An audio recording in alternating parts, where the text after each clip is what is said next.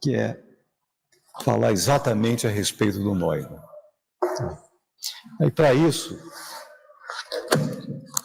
volta para o nosso volume, e aí tem algumas epígrafes que estão colocadas aqui, que são aí citações do Neumann, e que, de alguma maneira, justificam essa primeira parte do trabalho da gente. Tá?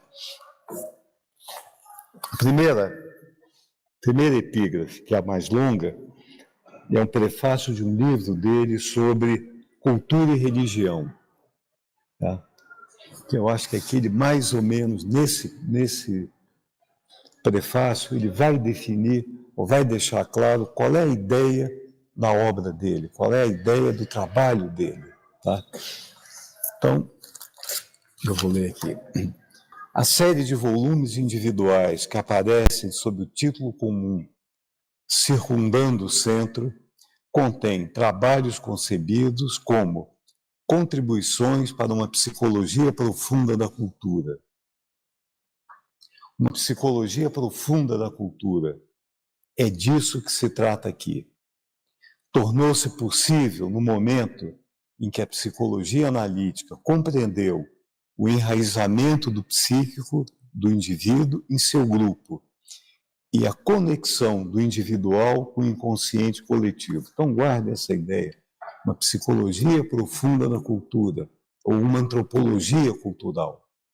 Então, isso, na essência, é a proposta teórica do Neumann. Tá?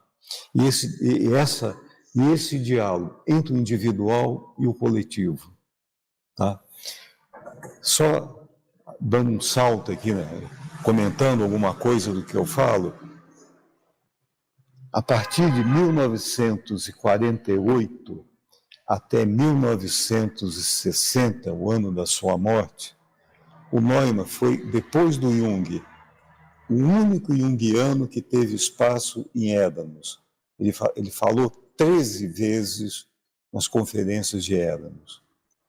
Afora o Jung, até o Neumann morrer, nenhum junguiano, ou do campo junguiano, falou em Édanos. Só o Neumann. 13 vezes. É um número bastante significativo de apresentações. A partir da presença dele, em 52, vocês sabem que o Jung se afasta de Éramos, ele apresenta o trabalho dele sobre sincronicidade e se afasta de Éramos. Aí o espaço daí definitivamente passa a ser ocupado pelo Neumann. E aí a gente pode falar, a partir disso, que Éramos entra numa terceira fase das conferências, que é o estudo do homem interior. E é uma sugestão teórica do Neumann, o estudo acerca do homem interior ou uma antropologia da cultura. Tá? Em algum momento, quer dizer, dentro desse projeto de fazer seminários aqui das curiosidades junguianas, um dos projetos é falar especificamente sobre o Neumann em Édanos. E, se possível, falar das 13 conferências dele, tá? Elas têm uma riqueza muito grande, elas têm uma evolução teórica muito grande. E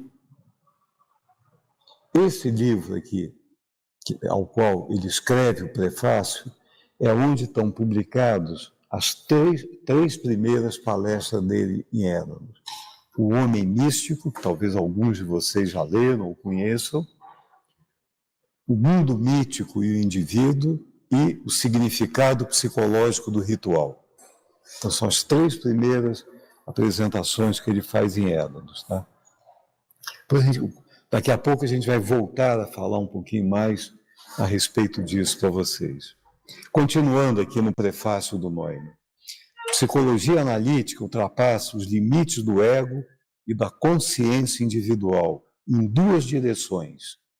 Para dentro, ao lidar não apenas nos conteúdos do inconsciente pessoal, mas também com as forças do inconsciente coletivo. Os arquétipos, para fora, ao se referir a uma consciência coletiva que abrange amplamente o domínio da consciência individual.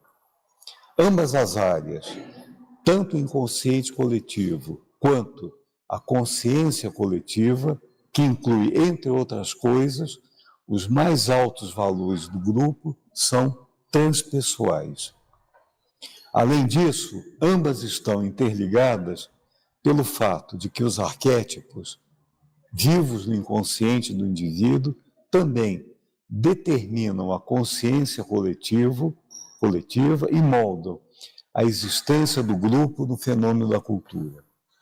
Enquanto o indivíduo é a fonte criadora dos valores pelas quais a cultura se renova, o grupo, o seu cânone válido de valores tradicionais, é a garantia da continuidade cultural.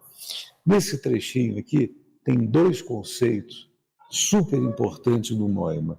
O homem criador, que é um dos temas que ele vai trabalhar, a questão da criatividade dentro do ser humano e o homem como um ser criador, e esse outro conceito de cânone cultural, tá? Que é um conceito também importante dentro da teoria dele, tá?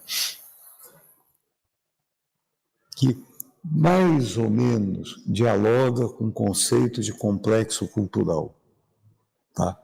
Só que o conceito do Neumann é anterior à ideia do, desculpe, à ideia do complexo cultural, tá? Continuando. Desse relacionamento dialético e vivo entre o indivíduo e o grupo depende tanto a vitalidade de cada cultura quanto o desenvolvimento psíquico da humanidade. Assim, o indivíduo no qual o doente se transforma e o novo se forma, reaparece como fenômeno central do grupo. Contudo, enquanto a esperança de renovação do grupo se tornou uma preocupação do indivíduo, por outro lado, o inconsciente coletivo, ao qual cabe o papel decisivo no processo de transformação do indivíduo, é uma realidade transpessoal, que ultrapassa o indivíduo. Ele está vivo nele porque ele é parte do seu grupo. O indivíduo criador gera valores culturais necessários para o coletivo, mesmo que inicialmente esteja em desacordo com o cânone de valores do grupo. Porém, como os valores gerados pelo indivíduo têm suas raízes na camada do inconsciente coletivo, cujo portador é todo o grupo e não o indivíduo, este recebe do coletivo, assim como este recebe dele.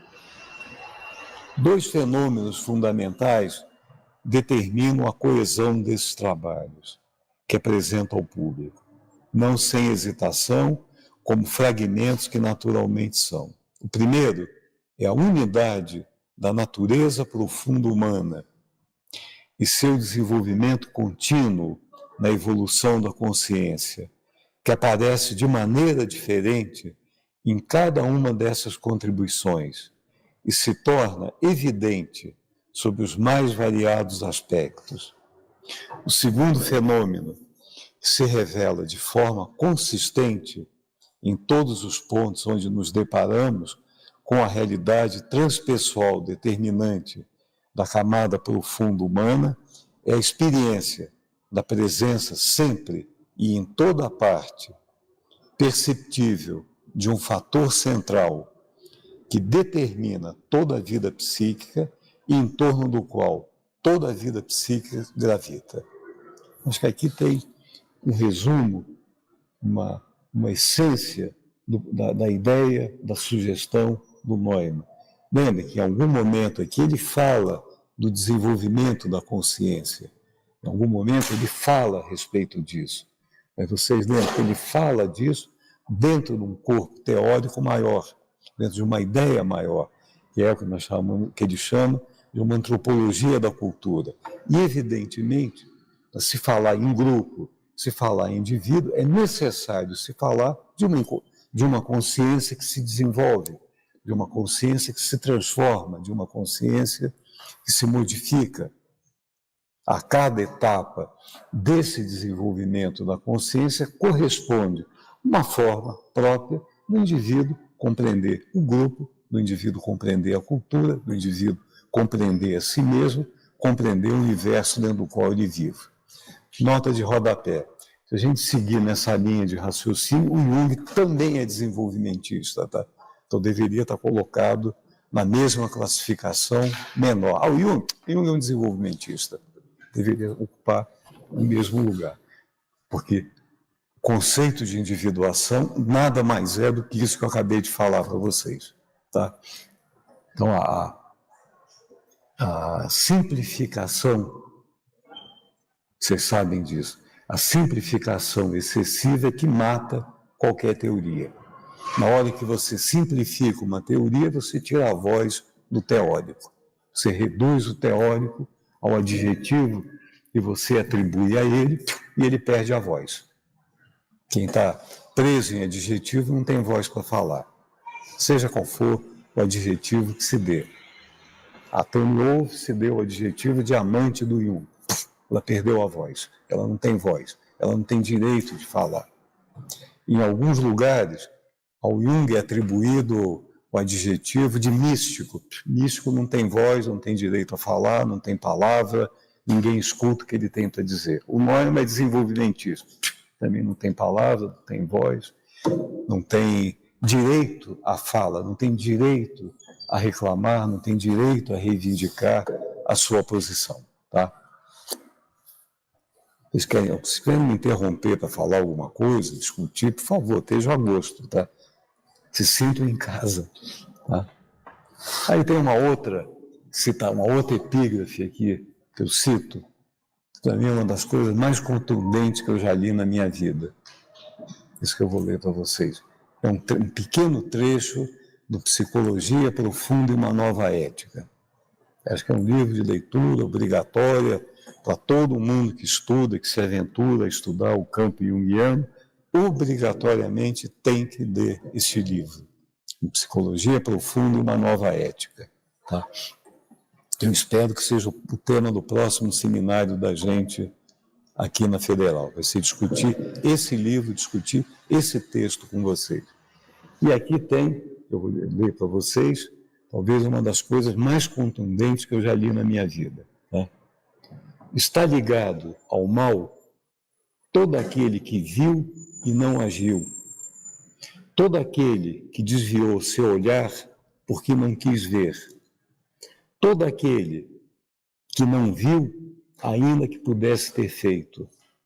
Porém, também, todos aqueles cujos olhos não puderam ver. Todos somos culpados. Todos os povos, todas as nações, todas as religiões, todas as classes. A humanidade é a culpada. Acho isso uma coisa extremamente contundente. Lembre que ele escreve Psicologia Profunda e uma Nova Ética quando as notícias a respeito do Holocausto chegam a Israel, chegam, na época ainda, Palestina. É inspirado, se é que a gente pode chamar isso de inspiração para alguém, o Holocausto como inspiração para alguém escrever alguma coisa, mas foi inspirado nisso que ele escreveu esse livro, discutindo a questão como é que é possível uma ética, ou como é que é possível pensar uma ética que inclua a sombra, que é um dos temas centrais de estudo do Neumann, a questão da sombra. Tá? E ele escreve isso aqui, falando a respeito da omissão, muitas vezes, do ser humano. Por que eu acho que isso aqui é um texto contundente? Porque isso vale uma série de situações que dizem respeito, inclusive, à nossa própria história recente, não tão recente assim, no Brasil que a gente vive. Né? É coisa do ver e não querer ver, quando pode ver, não ver, quando nega o olhar, nega a crítica, nega, enfim. Então, é isso. E aí, já entrando um pouquinho dentro do tema desse trabalho, aí eu cito um longo trecho tirado desse livro aqui, ó. As Lendas do Povo Judeu. Que é o livro, esse livro aqui que o Jung, é o livro que o Neumann se utiliza quando ele vai falar a respeito do Jacó e do Esaú, quando ele vai falar sobre a lua e o sol, quando ele vai falar sobre os irmãos, ele tira desse livro aqui, As Lendas do Povo Judeu, tá?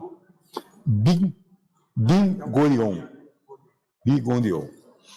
Esse livro é que vocês acham na estante virtual por 10 pila, 15 pila, vocês devem achar esse livro aqui. Originalmente, são 2 volumes, tá? Tem um segundo volume que também vocês encontram. É um livro editado já há muito tempo, tá? E aí eu tirei um trecho desse livro como epígrafe, porque ele, de alguma forma, ele vai falar a respeito do tema do que a gente vai discutir daqui a pouco aqui com vocês. O trechinho do Ben-Gurion é a duplicidade e a unidade. Diz ele, em sua sabedoria e em sua onipotência, o Senhor criou tudo no mundo em duplicata. E em toda parte, um é correspondente do outro, ou um complemento do outro. E se não fosse assim, não existiria nenhum nem outro. Não houvesse morte, não existiria vida. Mas se não houvesse vida, não existiria morte. Sem paz, não haveria guerra.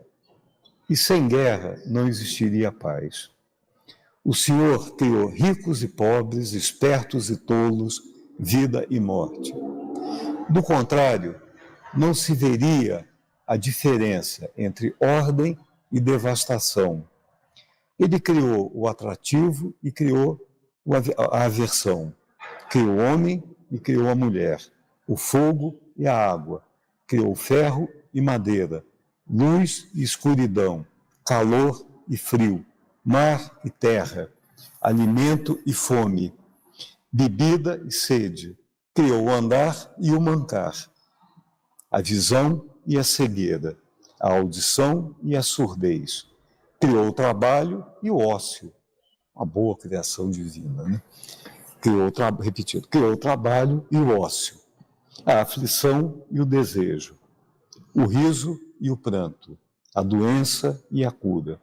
Tudo isso para revelar a onipotência do Senhor. Não poderia o Senhor fazer com que nascessem crianças sem que o homem e a mulher se juntassem? Não. Tudo surge apenas através da união e do contrário. O homem não pode gerar sem a mulher e a mulher não pode dar à luz sem o homem. Não houvesse machado, não haveria carpinteiro. Não houvesse mestre, não haveria machado. Sem pureza, nenhuma impureza seria possível. Sem impureza, não haveria pureza. Como já dissemos, tudo tem o seu contraste no mundo. Apenas um é só, e todos devem saber, o Senhor é só e não há outro ao lado dele. Tudo isso aqui não foi escrito pelo Jung, não, tá? Isso aqui é por esse autor, coletando uma antiga lenda judaica escrita há muito tempo. Que é um belíssimo discurso acerca de um tema caro à teoria junguiana, a questão dos opostos. E é um tema caro ao trabalho do Neumann, a questão dos opostos, a complementariedade. Tá? Eu acho que nada fala melhor a respeito da teoria do Jung do que a teoria dos opostos. Nada fala melhor a respeito da teoria do Neumann que a teoria dos opostos. Tá? Mais duas, terminando aqui, mais duas ou três epígrafes aqui. Uma citação do Neumann. Como motivo central do inconsciente, o princípio dos opostos é um motivo fundamental, imensamente difundido na mitologia em geral e na mitologia e simbolismos antigos em particular. Então, princípio dos opostos.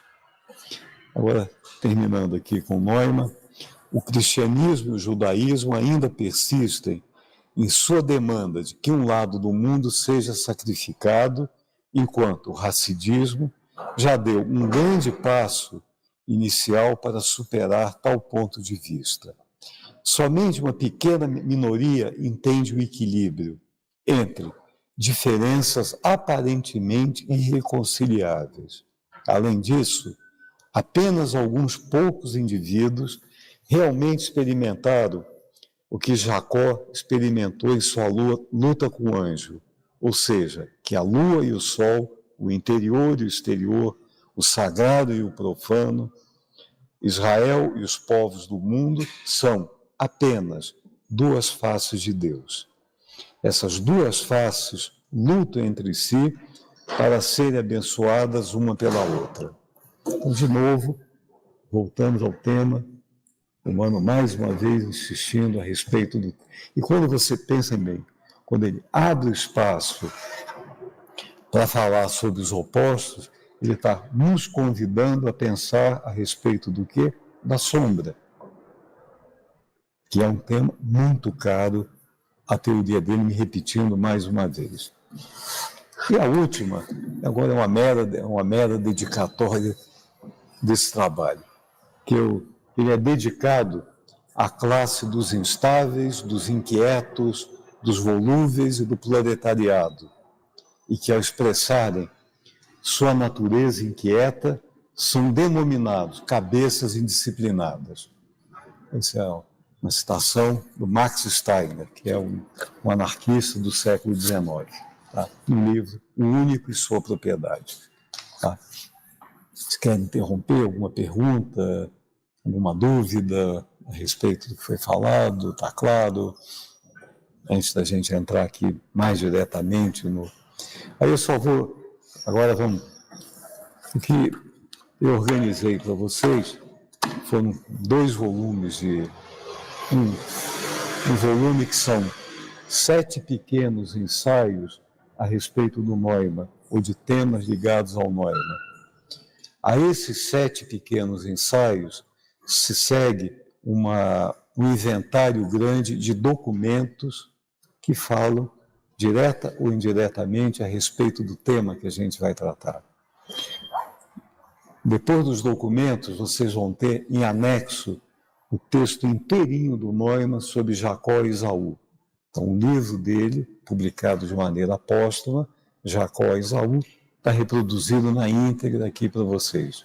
E o último anexo é um texto de um junguiano italiano, Giovanni Sorgi, onde ele vai falar de uma maneira muito clara a respeito da questão do Jung nos anos 30, a questão da Jung, a sua relação com a Alemanha, as instituições de psicoterapia na Alemanha nos anos 30. É um texto sensacional, claro, preciso e eu acho que definitivo em relação a esse tema. Esse é o primeiro volume. O segundo volume são complementos, né? Que começam aqui com uma foto bem simpática do Neumann e a Hannah Arendt. Jovenzinhos, eram amigos de infância, amigos de adolescência. Então, estão os dois juntos aqui. E tem o poema que a Hannah Arendt escreveu sobre quando o Neumann morreu. Ela escreveu um pequeno poema em homenagem ao Neumann. Está reproduzido aqui para vocês verem. Aí tem uma sequência de documentos e daí tem uma série de textos que falam a respeito do Neumann. Pessoas que conheceram ele, tem um texto do filho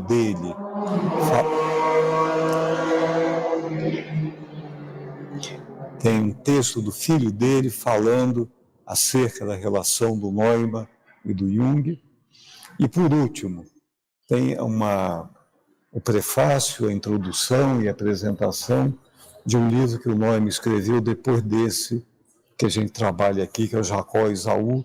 É um livro chamado Raízes da Consciência Judaica. Tá? E tem um prefácio que o Neumann escreve.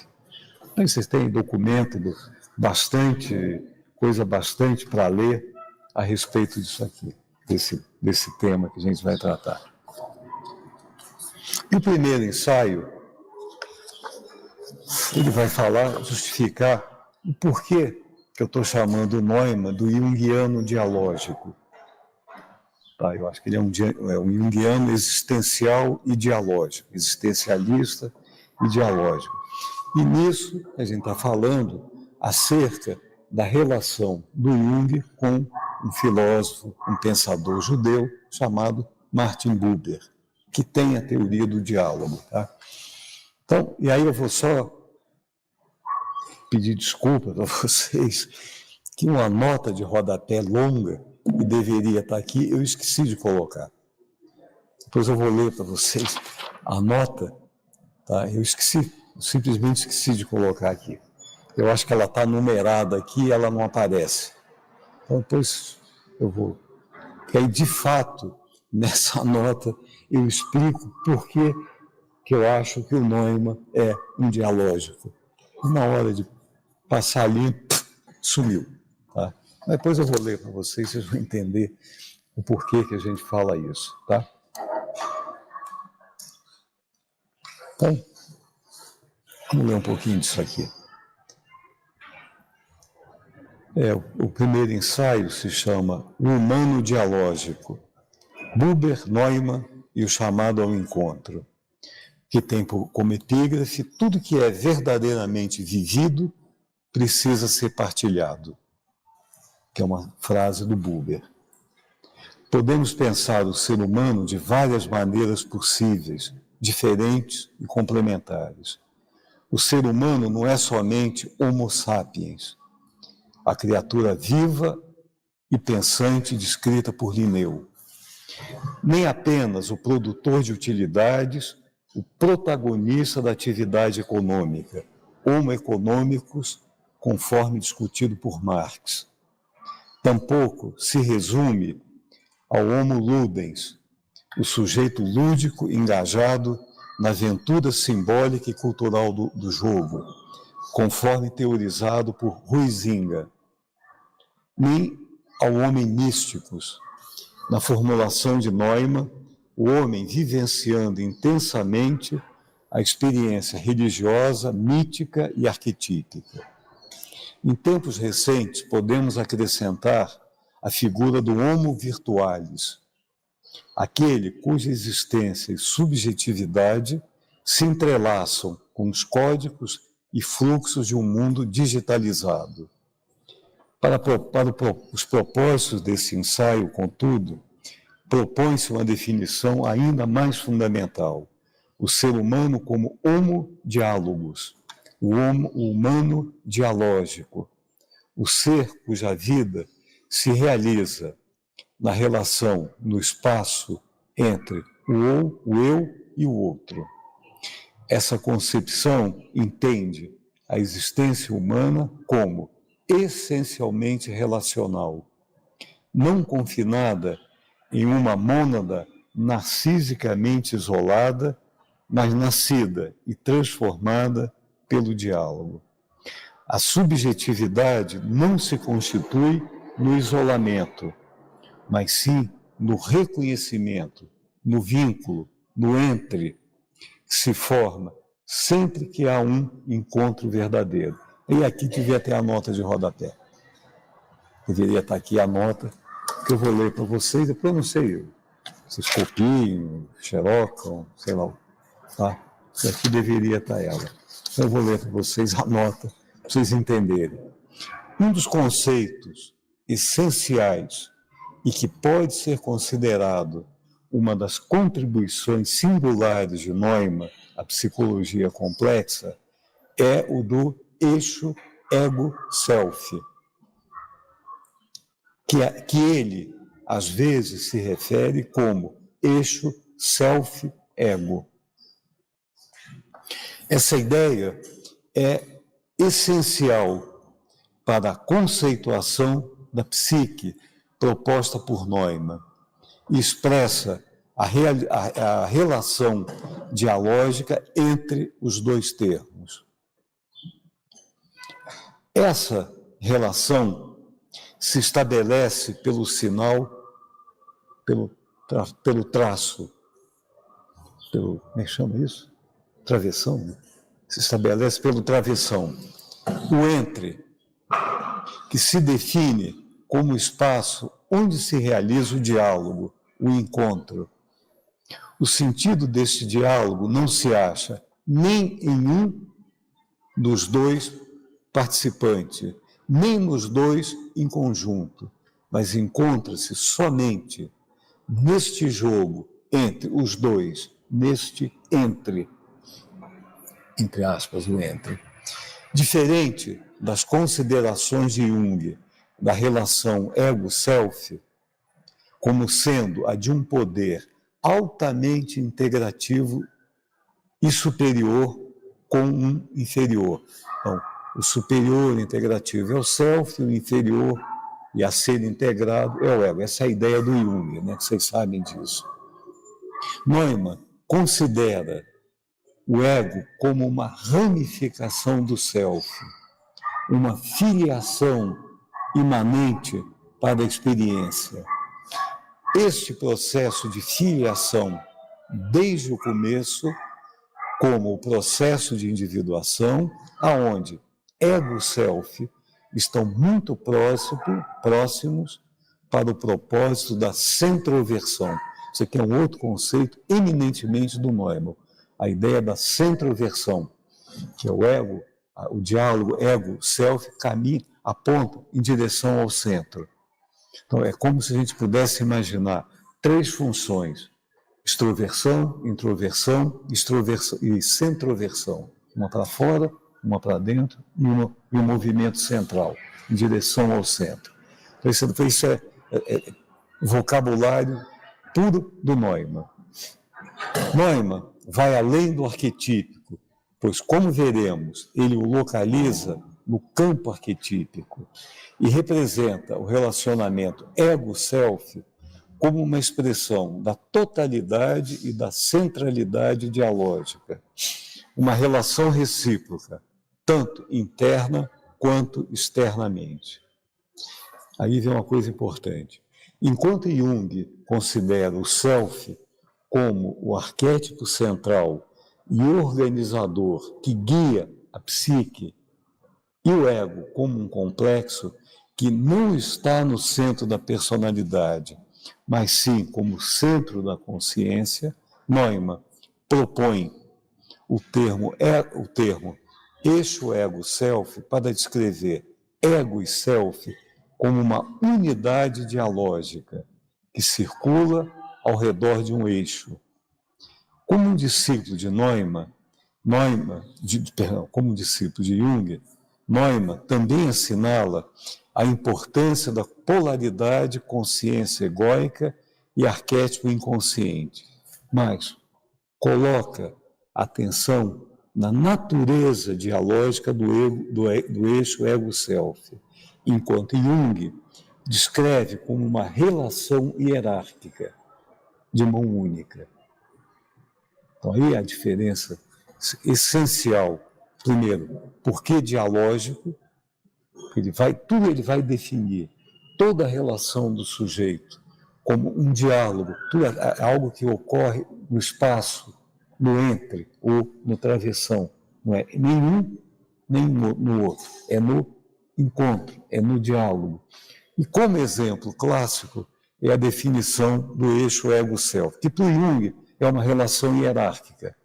Tudo caminha em direção a uma integração final ao self. Tudo caminha nessa direção. Então, existe uma hierarquia. E na visão do Neumann, não. Os dois ocupam o mesmo lugar. O processo de individuação não é uma integração ao self, mas sim a manutenção constante e contínua do diálogo ego-self. Então, essa talvez seja uma outra grande contribuição do pensamento do Neumann à teoria do Jung. Uma mudança, um reposicionamento do ego, da relação ego-self. Não hierárquica, mas simultânea. Tá? Essa seria a nota de rodapé que deveria estar aqui. Deve. Será que é por causa desse deslocamento da hierarquia nessa associação dialógica? O Neumann não sofreu um pouco de, como é que a gente pode dizer, preconceito em relação pelos junguianos? A gente podia fazer uma lista, né? Se você quiser, eu faço uma lista para você aqui de motivos pelos quais ele foi marginalizado. Deve dar uma lista, deve dar uns 12 motivos, mais ou menos, sendo assim, rapidamente passando de memória. Mas sem dúvida nenhuma. É a questão seguinte, né? Que o universo junguiano não gosta muito dos originais, não gosta muito dos que criticam, não tem muito espaço para aqueles que se opõem a certas regras. Principalmente a corte junguiana não tem muita tolerância para a novidade, não tem muita tolerância para o ineditismo, né? Tem para a repetição, tem para a reprodução, tem para aquilo que se repete, para aquilo que se reproduz, para aquilo que é constante, para aquilo que é contínuo, para aquilo que se permanece. Então, o Neumann sempre foi um sujeito extremamente original, ele nunca abriu mão da originalidade dele, ele nunca quis abrir mão disso. Apesar de se confessar um defensor, um teórico junguiano, um defensor do pensamento do Jung, ele sempre manteve a sua originalidade e fez questão de manter essa originalidade. Tenta lembrar o seguinte, que há pouco eu falei para vocês a respeito de Édanos. Tá?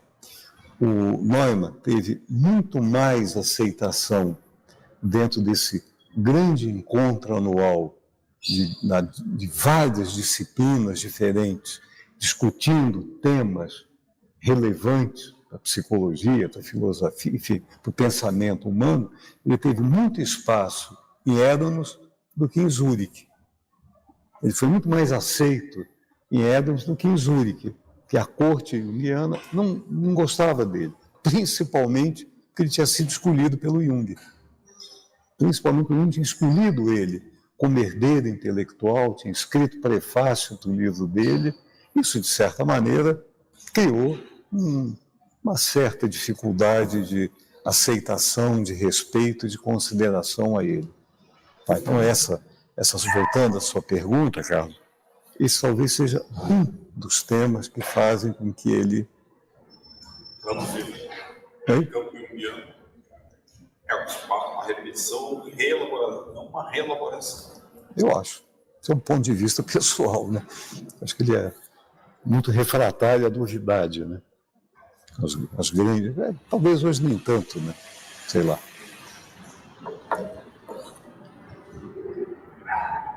Não sei se vocês têm mais alguma pergunta, alguma dúvida. Antes da gente continuar aqui lendo a partir dessa ideia, em vez de falar confronto com o inconsciente, é mais fácil falar de diálogo. Sem dúvida. Ou relacionamento. Porque, na realidade, o termo que o Jung usa no Memórias, Sonhos e Reflexões, traduzido literalmente, não é confronto, é encontro, né? Encontro. No sentido fuga. Isso. Então, se vocês lerem o texto, o título original que o Jung dá no Memórias, Sonhos e Reflexões, na sua edição em alemão, a palavra que ele usa não é confronto, é encontro com o inconsciente. É um se colocar diante do inconsciente. E o jeito que ficou dá a impressão que é uma disputa, é uma luta, é um confronto, é um enfrentamento. Não é esse o sentido que o Jung dá à palavra. É o sentido de encontro. Tá? Mais próximo dessa ideia do diálogo, mais próximo do que de um enfrentamento, né?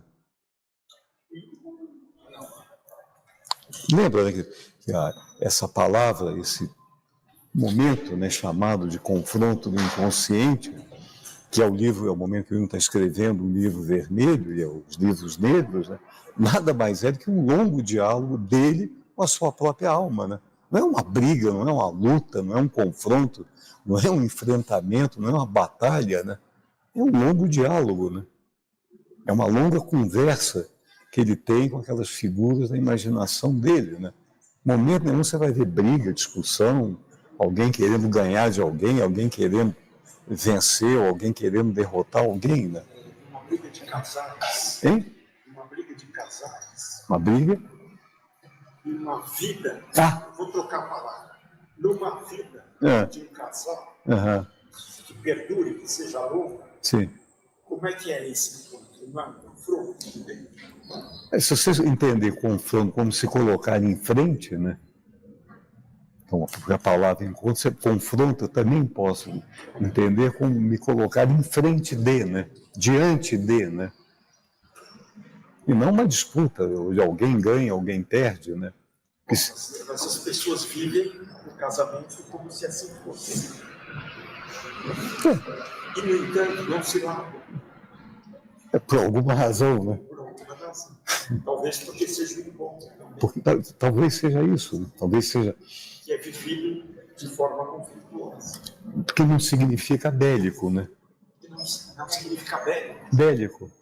A palavra conflito, confronto, não precisa ter o significado de uma coisa bélica, né? Porque você imagina, né, Zé? Se você fala de um diálogo bélico, alguém ganha e alguém perde, né? E nessa história, os dois perdem ou os dois ganham, né? Não tem ganhador e não tem perdedor. Né? Aliás, nada é mais estúpido do que dizer que alguém ganhou uma guerra, né? A frase mais estúpida que eu conheço, em toda situação bélica, todo mundo perde, né? Todo mundo escreve que ganhou. Agora, ganhou, sabe Deus a que preço, né? Que, na realidade, dependendo do preço que se paga por essa vitória, também é uma derrota, né? Diga. Nesse aspecto, o Norman, uma das referências fundamentais dele é o Buber. Sim. Aquela questão do encontro. Isso. Sim. É isso. Sim. Por isso que eu chamei ele de dialógico, né? Por isso que ele coloca a noção do encontro. Isso. O Buber tem a noção do encontro, uma noção horizontal. Sim. É isso. Só que a diferença... Eu vou ler mais um pouquinho aqui. Daí a gente vai poder... Talvez isso aí que você falou fique talvez um pouquinho mais claro. O conceito de dialógico ocupa um lugar central tanto no pensamento do Buber quanto no de Neumann, ainda que surja em contextos filosóficos e psicológicos distintos. Tá? A origem do termo em Buber tem uma raiz e em Neumann tem uma outra raiz diferente. Tá? Em ambos os casos, trata-se de uma tentativa de pensar a relação eu e o outro como uma experiência fundante na constituição do sujeito. As diferentes formas pelas quais Buber e Neumann desenvolvem essa ideia revelam horizontes teóricos distintos, mas também ressonâncias, que apontam para uma crítica comum ao ideal de um eu autossuficiente e autocentrado. Buber desenvolve a sua concepção do dialógico, sobretudo na obra Eu-Tu, 1923, aonde propõe que a existência humana se organiza em torno de dois modos fundamentais de relação: eu-isso, eu-tu.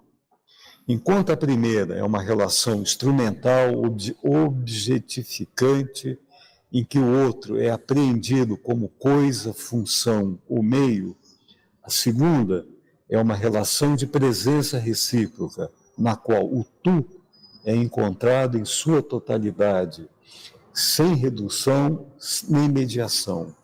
O eu do eu-tu não é o mesmo eu do eu-isso. Ele só se revela no ato mesmo da relação. Para Buber, o diálogo não é apenas comunicação verbal, mas uma atitude ontológica. O espaço entre que se estabelece quando dois sujeitos se reconhecem como copresença. O eu só se constitui plenamente no encontro com o tu. E é nesse espaço relacional que o divino pode se manifestar. Buber afirma que no tu verdadeiro se fala com Deus. Essa dimensão é também ética. pois o reconhecimento do outro como um tu implica responsabilidade, escuta e entrega. Neumann, discípulo e interlocutor profundo de Jung, retoma e transforma o pensamento dialógico a partir de sua própria experiência com a psicologia complexa, as imagens míticas e a tradição simbólica judaica. Embora não utilize o termo dialógico de modo conceitual como Buber, o espírito do diálogo atravessa sua obra, especialmente na teoria da individuação, onde o desenvolvimento da consciência é compreendido como uma trajetória relacional. Em textos como Origem e História da Consciência e Psicologia Profunda e uma Nova Ética, Neumann argumenta que a constituição do ego não ocorre de forma isolada ou linear, mas por meio de enfrentamentos com o outro interno, o inconsciente coletivo, os arquétipos, os símbolos e, especialmente, o princípio do feminino. Esse outro,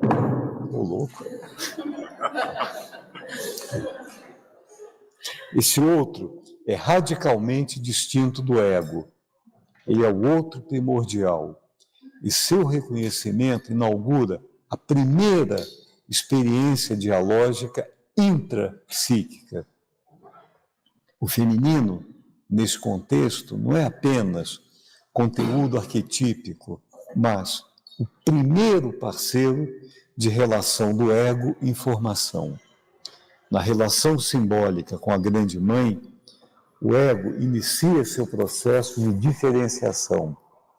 O vínculo com o feminino arquetípico, como a matriz psíquica da vida, é dialógico, na medida em que não se trata de um domínio ou de uma supressão, mas de um diálogo, por vezes tenso, com o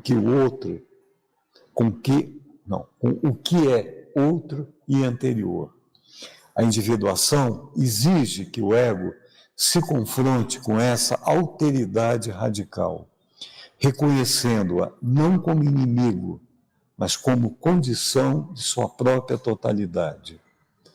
Aqui vocês podem puxar uma notinha de rodapé, cabe, de novo, a ideia da sombra, não como inimigo, mas como parceiro, não como inimigo, mas como interlocutor. Muitas vezes, o interlocutor privilegiado do ser humano é a sombra. Tá?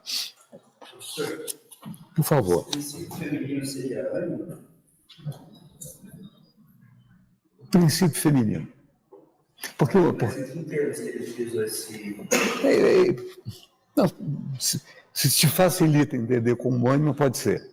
Só que ele vamos dizer assim, ele está falando, ele começa a falar do primeiro diálogo do sujeito, aí a construção do ego começa a partir do diálogo com a grande mãe, que é um dos grandes... Uma mãe externa ou a projeção dessa mãe? Não, a mãe é um arquétipo. Eu vou adiantar um monte e para poder te ajudar na tua resposta. Uma das grandes contribuições conceituais que o Jung traz dentro desse livro, Jacó e Esaú, são 3 termos que vão definir bastante bem a trajetória intelectual futura do Neumann. O primeiro conceito é de mitologização. O segundo conceito é de personalização secundária. E o terceiro é personalização propriamente dito ou concretização do arquétipo. Então, mitologização, personalização secundária e concretização do arquétipo ou personalização propriamente dito. Então, tenta imaginar que esses 3 conceitos, eles falam de 3 etapas dentro da construção do ego. Então, você tem o mito da mãe, você tem um complexo materno e você tem a mãe propriamente dita. Então você vai da mãe arquetípica, que é o nível da mitologização. Essa mãe, ela vira complexo materno, no nível do inconsciente pessoal. É o plano da personalização secundária. E tem a concretização do arquétipo, que é a figura da senhora minha mãe. Então, e a consciência passa por essas 3 etapas, tanto no indivíduo quanto na humanidade. O primeiro nível da mitologização é o nível do rito. Personalização secundária é o momento da oração. E o terceiro momento é o momento de se tratar as coisas no plano objetivo, no plano concreto. No nível da mitologização é preciso matar um animal para celebrar um culto religioso. No segundo nível, o sujeito faz o sacrifício interno, que é a oração.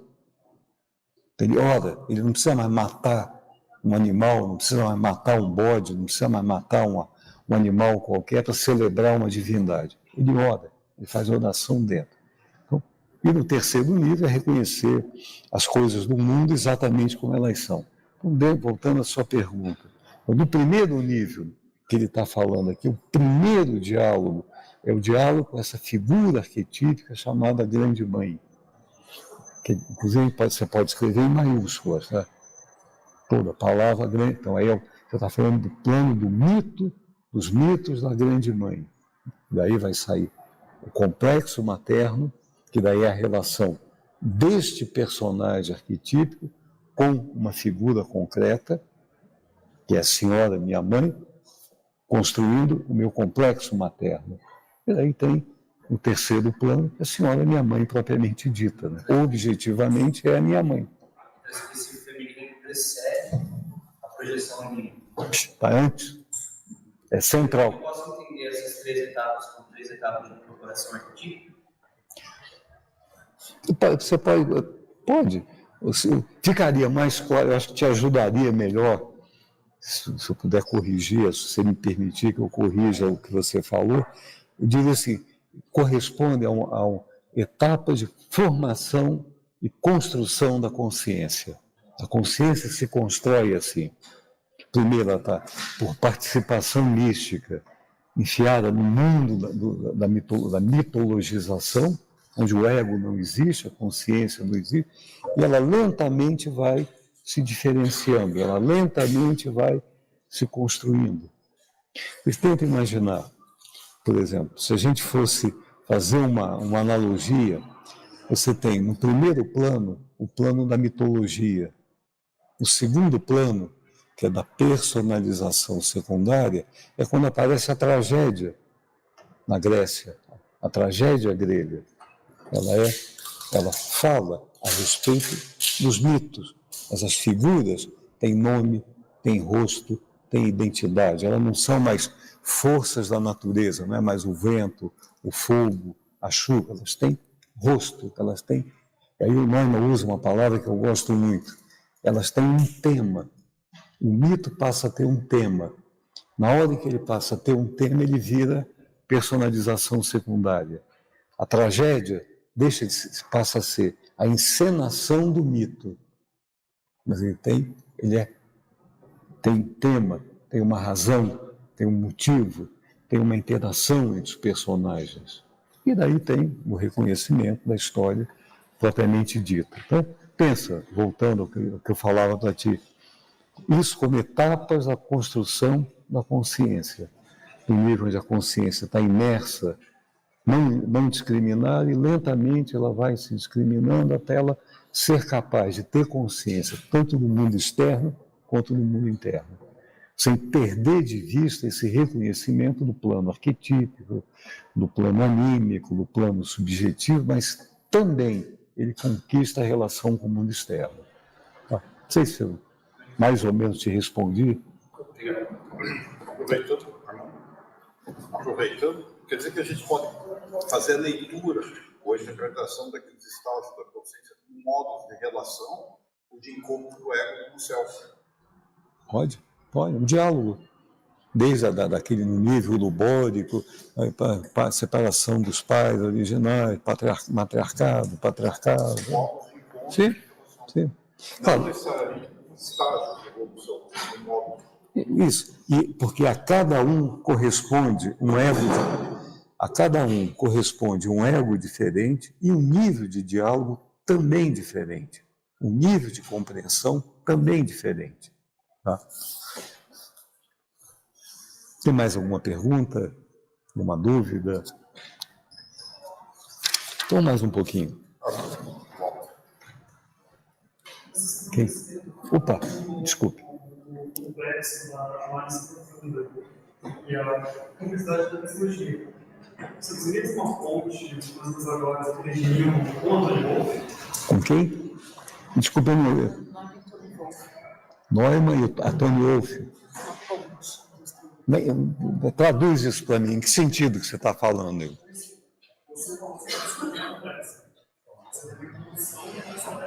Tá. A teoria da psicologia complexa, Antônio Wolff, e é ligatória com o Jung.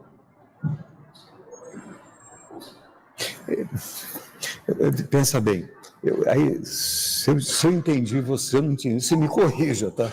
Se eu não tiver entendido a tua pergunta. Você pode imaginar o seguinte, o que a Tony Wolff chama de psicologia complexa é todo o aspecto teórico do pensamento do Jung.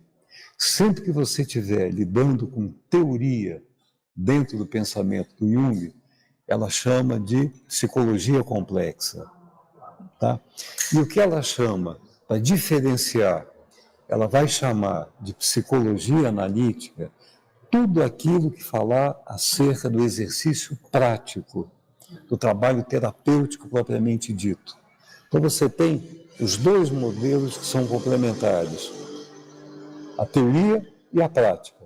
A teoria, a Tony chama de psicologia complexa, que é um termo que o Jung, que é uma ideia do Jung que ela teoriza e o Jung adota, e os jungianos não adotaram até hoje. Tudo bem, isso é uma outra história.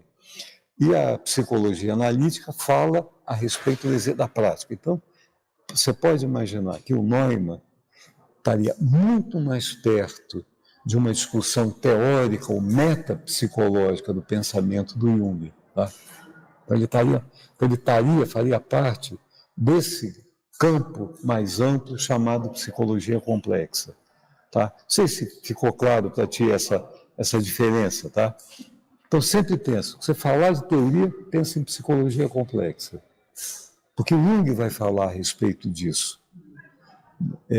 Em algum momento, o Jung fala lá no prefácio que ele escreve a um livro, lá nos anos 30, mais ou menos, ele vai falar acerca da monotonia da psicanálise e do pensamento do Adler.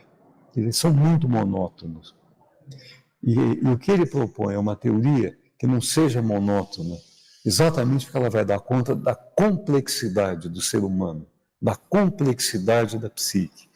E sempre que você estiver lidando com uma coisa que tem uma complexidade, a única coisa que não pode ser é monótono, né? Não pode ser, não há uma monotonia na complexidade. Agora, no monotema, na repetição, na mesma coisa, do mesmo isso, do mesmo aquilo, né? Isso é muito monótono, né? Então, quando o Jung vai falar sobre complexidade, ele vai falar nesse sentido, essa diversidade. Aí a Tony pega, isso aqui se chama, é o lado teórico do Jung. Tá?